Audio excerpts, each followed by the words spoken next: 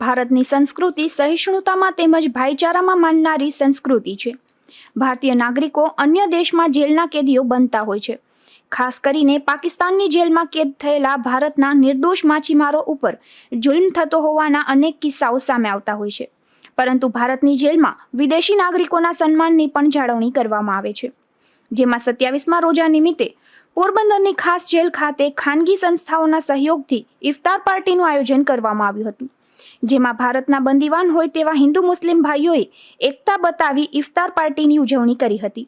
તો આ તકે જેલના તંત્ર દ્વારા પોરબંદરની જેલમાં કેદ 18 જેટલા પાકિસ્તાની કેદીઓ અને 5 જેટલા ઈરાની કેદીઓને પણ આ ઇફતાર પાર્ટીનો માનભેર હિસ્સો બનાવાયા હતા।